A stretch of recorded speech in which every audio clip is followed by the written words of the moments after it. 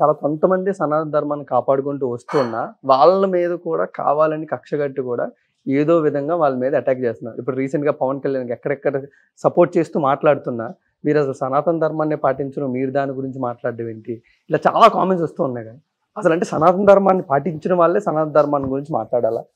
వాస్తవం ఏమిటంటే యద్యతాచరతి శ్రేష్ఠ తత్తదేవే తరోజన సయత్ ప్రమాణం కురితే లోకస్తదను వర్తతే. భగవద్గీత ఏం చెప్తుందంటే ఎవరైతే ఆచరిస్తారో అలాంటి వారి నుంచి లోకం ప్రేరణ పొందుతుంది అని చెప్తుంది. సో ఇప్పుడు సనాతన ధర్మం గురించి ఓ పొజిషన్లో ఉన్న వ్యక్తి మాట్లాడుతున్నాడుగా, అతను ఫాలో అవ్వడం అంటే వీళ్ళు చెప్పే విధానంలో ఏంటి, వీళ్ళు ఫాలో అయితే అని చెప్పచ్చు. నువ్వు మాట్లాడతావా? సనాతన ధర్మానికి అనుగుణంగా మాట్లాడతావా? ఫర్ ఎగ్జాంపుల్, నాతో ఓ పార్టీకి ఒక్క వాట్సాప్లో గొడవ పెట్టుకుంది. ఏమన్నాను నేను? పార్టీ ఏ మాటలు ఏమో వెనక్కి తీసుకోను. ఆ మాట నీతో కదా, అతనితోనే చెప్పా. అదైందా? అతన్ని అంటే ఇష్టం, కానీ ఆ పార్టీ అంటే ఇష్టం. అది తలనొప్పి కదా. అబ్బా బవ్వా అంటే ఎలా కుదురుతుంది? నేను చెప్తా, చాలా స్ట్రాంగ్గా చెప్తాను.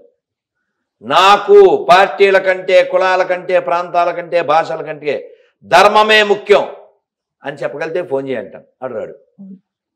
ఎందుకని? బికాజ్ ఇది party door. So don't loyal to A party, don't loyal to A sect, don't loyal to A language. You must loyal to ధర్మ విచ్ ప్రొటెక్ట్స్ కదా. అందుకని ఈ దేశాన్ని, ధర్మాన్ని కాపాడుకోవాల్సిన బాధ్యత హిందువులకు ఉంది.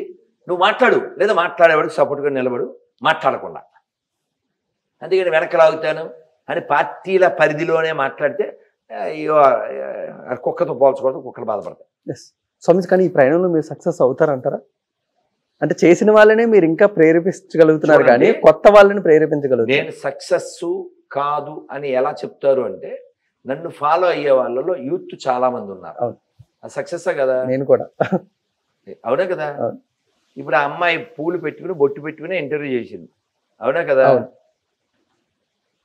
ఒక పిల్ల అలా వచ్చింది, మా అసిస్టెంట్లు చెప్పారు ఇలా చున్నీ లేకుండా రాకూడదు అంటే, బాగానే ఉందనుకో అని మెలికలు చెప్పి అంటే సెలవు ఇచ్చాను నేను.